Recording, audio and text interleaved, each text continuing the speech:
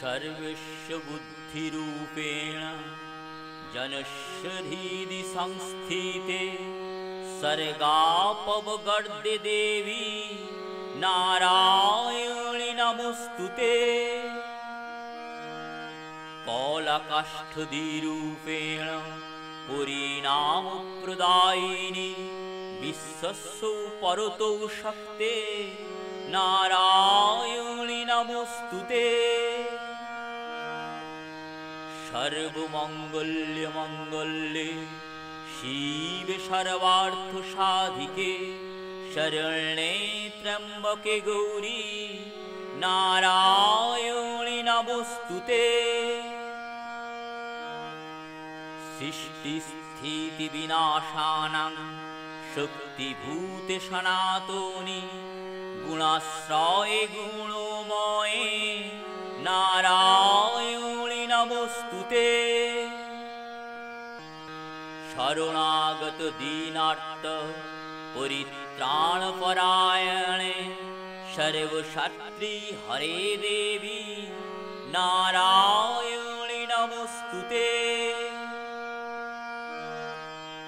हंसयुक्त विमानस्थे ब्रह्माणि रूपधारिणी कौशाम्भ सरिके देवी नारायणि नमोस्तुते। त्रिशूलचन्द्राहीधरे महावृषभवाहिनी महेश्वरी स्वरूपेण नारायणि नमोस्तुते। मयूरकुकुटवृते महाशक्तिधरे नघे कौमारी रूपसंस्थाने नारायणि नमोस्तुते। शंखचक्र गदा सर्ग गृहीत परमायुधे प्रसीद वैष्णवी रूपे नारायणि नमोस्तुते।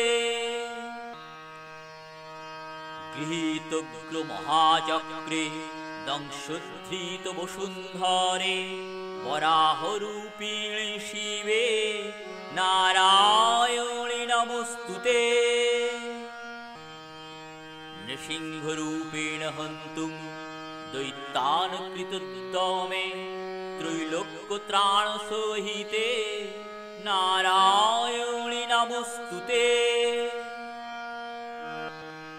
किरीटिनि महावज्रे सहस्रनयनोज्ज्वले विद्रुप्राणहरे च इन्द्री नारायणि नमोस्तुते।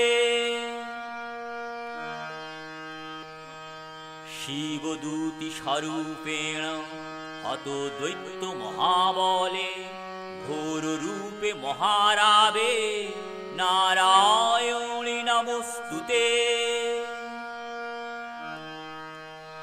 दंष्ट्राकरालवदने शिरोमाला विभूषणे चामुण्डे मुण्डमथने नारायणि नमोस्तुते।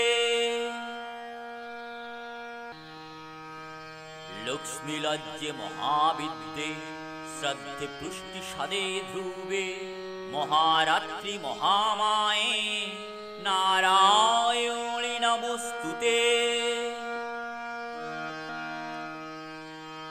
मेधे सरस्वती वरे भूतिब्रह्मवीतामोषि नियते तं प्रसीदेशे नारायणि नमोस्तुते।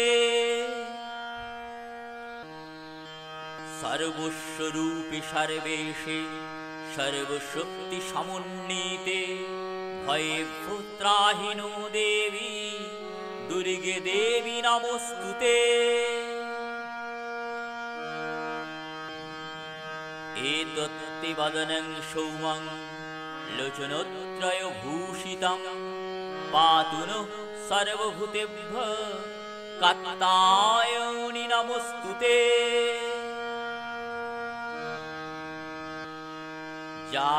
जालकरालमृत्युग्रं शेषशूरसूदनं त्रिशूलं पातु नो भीते भद्रकाली नमोस्तुते।